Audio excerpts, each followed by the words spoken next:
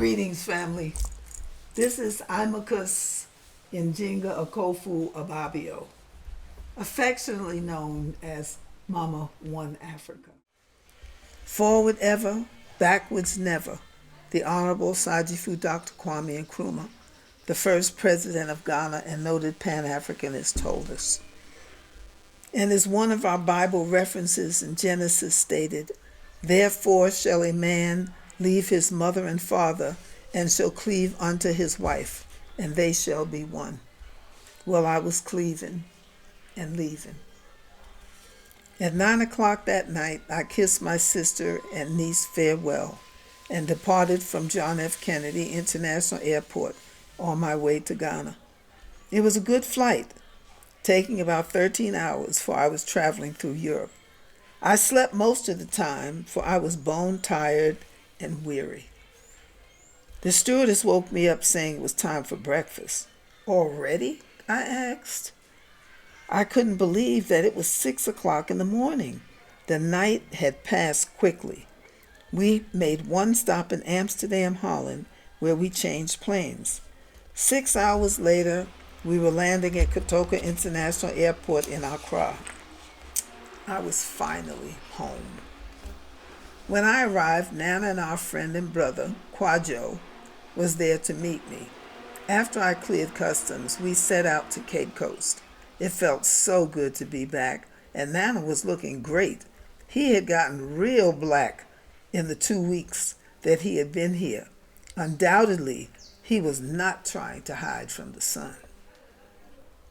I asked him a lot of questions. "Did you find a place for us to stay?" I wanted to know immediately. "Did you miss me too much? What have you been doing?" As we rode along, I kept pinching myself to see if I were going to wake up. The countryside looked beautiful. We would be staying with our friend and brother Cole. We were renting a room in his house while we looked for permanent places to stay. Additionally, we had secured an ideal spot, a piece of beachfront property in Elmina with a fantastic unobstructed view of the historical Elmina Castle dungeons. It was hard to believe, but it was real. I had stood on this land in 1987 when two fishermen by the name of Matthew and John came to my hotel and invited me to their village. Having never visited an African village before, I agreed.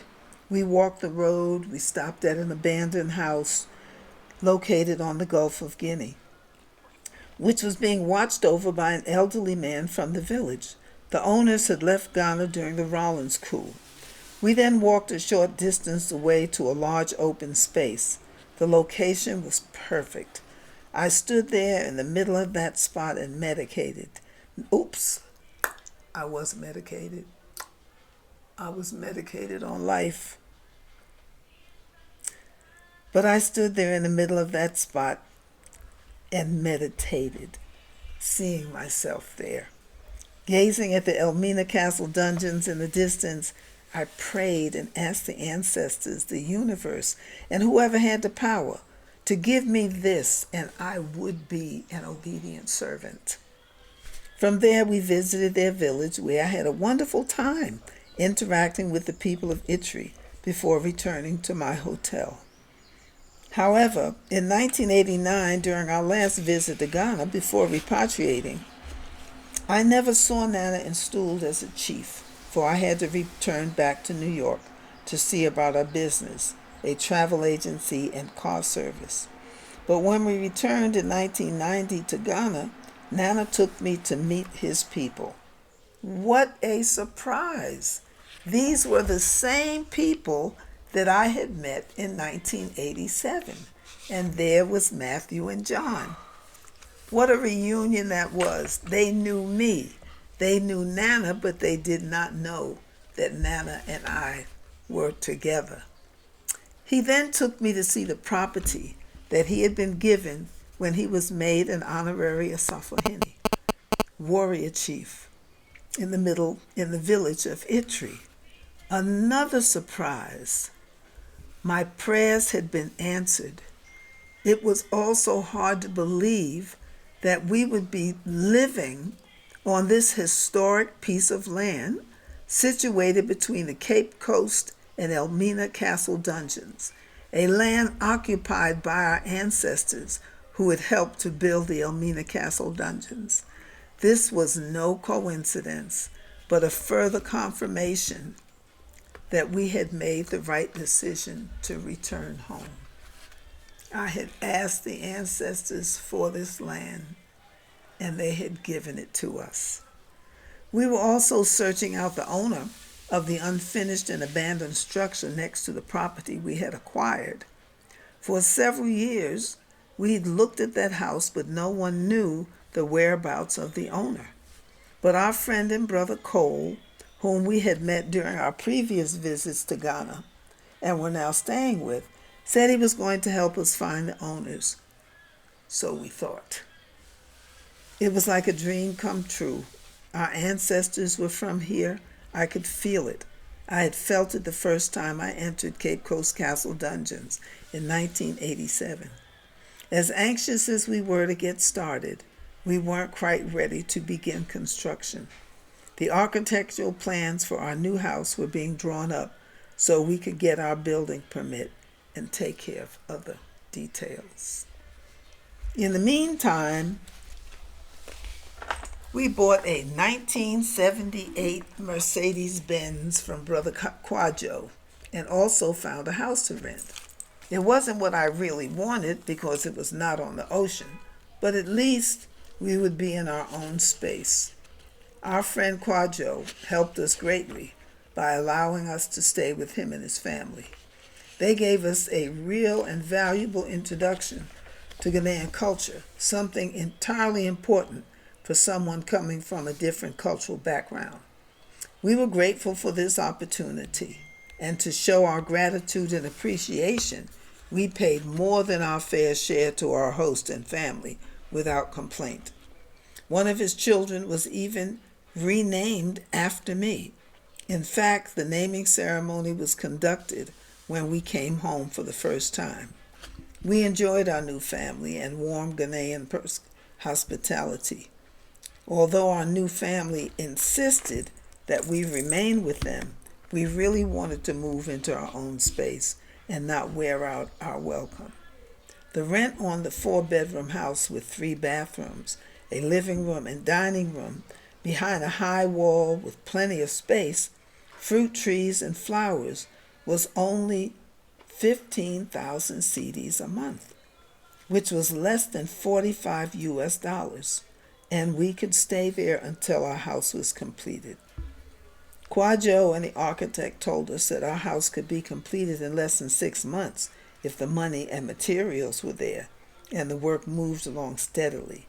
Our building plans call for a beautiful 3-bedroom house with 2 bathrooms, a large living room, dining room, kitchen, and garage, including electricity and other furnishings, and was going to cost us $10,000, an unbelievable price for building a house. We were ecstatic. Quadjo, our good friend and brother, assured us that he would help us every step of the way, like a contractor, he said. After all, he had helped other friends build their houses while they sent money to him from the United States. We even met and talked to one of his friends who further assured us that everything would be all right. During this time, I tried reaching out to my mother. I called her several times, but each phone call always ended up in an argument. My sister and nephew were giving her the blues. No one could do anything to satisfy her. She didn't like the prospective tenants she had interviewed. Her leg was still troubling her from the blow she received when she hit it against the edge of her bed. My mother was diabetic, obese, hypertensive, smoked also a carton of cigarettes a week, ate what she wanted, and disregarded her doctor's advice. She wouldn't listen to anyone except herself. She said, "Just come home and everything will be all right." After every phone call, I was worn out. Finally, I said, "Fatty, If you're going to argue and complain every time I call, I'm going to stop calling. I didn't hear her response, for the phone went dead. The next time I called, she was being admitted to the hospital for surgery on her leg. She had hit her leg again in the same place several times and was still not following the advice of her doctors to lose weight, stop smoking, and change her dietary intake. Now surgery was necessary to improve the circulation in her leg, and she wanted me to come back. That was in September. I called my aunt, who is a registered nurse, to get a clearer medical understanding of my mother's condition and see if it was really necessary for me to return to the United States. I really didn't want to go back if I didn't have to. My aunt assured me that my mother would be fine if she stopped being so stubborn. Besides, my aunt said, your mother has plenty of help here if she just doesn't take undue advantage of it and stop complaining to everyone that you've gone off and deserted her. Don't worry about your mother. She'll be fine. With that assurance, Nana and I proceeded to push forward in preparation of building our first house in our ancestral homeland. Shortly thereafter, I called my family in New York. The operation had been a success, and a visiting nurse was providing follow-up treatment and post-op care for my mother at home. Several friends and family were available to assist her, as was my sister and nephew. In late November, a few days before Thanksgiving, which I had totally forgotten as Nana and I had not celebrated Thanksgiving in many years, the telephone rang in the middle of the night. Nana answered the phone. I heard him laughing and joking. Of course we miss you, he said, and I love you too. You're my favorite girl. Hold on while I get your daughter. It was great to hear my mom's, but before I could open my mouth, my mother started in. The apartment isn't rented. Your nephew is living in the house again and still unemployed. His girlfriend is pregnant and unemployed, and your sister isn't helping. I want you to return to the United States immediately to help me get my life back together, she argued. Fatty, I just don't understand you, I said. How many times have we, the family and friends, advised you to send your grandson and his girlfriend to social services if they didn't have jobs and to seek assistance to pay their share of the rent, as they were staying in our apartment? But why can't he get a job? I asked. Why do you continue making excuses for him? I demanded to speak with my nephew, but he refused to come to the telephone, and my mother wouldn't try to force him. It was going to be one of those discussions again, more arguments and crying. The last words we spoke before she hung up were, I love you, Fatty, I said softly, to which she replied, I love you too, Vienna, as she often called me. I went back to bed more than a little distressed. This was the last time that I spoke to my mother. 2 days later, the phone rang again in the middle of the night. I waited breathlessly until I heard our host call me to the telephone. What a pleasant surprise! It was my sister calling. Hey, baby sis, what's up? The next words sounded like they were being screamed into my brain. Your mother's dead! When are you coming home? Oh no, I screamed. She can't be. She can't be. Within moments, Nana was at my side, and I was crying uncontrollably. By this time, the entire household was awake.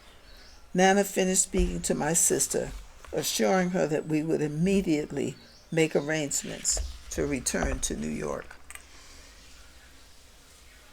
When Nana hung up, he said, your sister sounded a little uptight. I guess it's the shock of your mother's passing. But then she said she had found a will and nothing could be done until you got there. A will, I said? What could Fanny have that required her to make a will? Oh shit, I thought. Trouble. We made our preparations to return to the United States to bury our mother. Nana was taking it quite well, but I knew that it had hit him quite hard, for he and my mother were very close. They had more than a son-in-law, mother-in-law relationship. He was her son, and she was his mother, and they were very good friends. I really felt that he should stay in Ghana. He was suffering from malaria, and I knew how strongly he was against returning to the United States. I suggested that he let me go alone, but he was having none of that. Our friends that we were staying with were really wonderful during this time and very concerned. They even organized a wake keeping for us, doing everything to keep our spirits up. I'll never forget this beautiful Fanti song that was played often throughout the day. The title of the song was Adupa, which means good lover or good friend. I'm saying goodbye to you. The song said, when your good lover passes out, it's a big problem. Today, if you see your friend, look in his eyes, for death gives no message. Today I call you and you do not answer. A year before you passed, we were sitting here drinking, and now I'm drinking alone. I said in this world, death can bring confusion and light. What did we come in this world for but to trade? And now we must make an account to God. All I had to say is over. You've died, and all my hope is over. Good lover, good friend, I'm saying goodbye to you. Today you let me know that death is walking with us, and we have to pray that you get a good place to stay. That song had such deep meaning for me. It was true. For my good friend, my very best friend, my mother, was gone. We finished up some last-minute business as best as we could. We were also in the process of setting up booth space in Accra for participation in the first Ghana Trade Fair with items that were being manufactured by us. Nana and I had gone into partnership with Brother Kojo, the person we were staying with. He had machines for making snakeskin and leather bags and shoes, but he didn't have enough money to start up the business. And then there was the question as to where to put the machines. We discussed everything in detail, and after carefully evaluating the entire situation, it was agreed that his garage was the perfect location for the factory. Nana and I put up part of the money to have the garage converted to a factory, the electricity and machines installed, and to pay the salary of 2 young men from Abidjan who were experts in making handbags and shoes. When we left for the United States, the work on the garage was still going on. We even took samples of the snakeskin and leather bags with us to test the market for these goods in New York. Kwajo assured us that he would take care of registering the business in both our names, and everything would be operational by the time we returned to Ghana.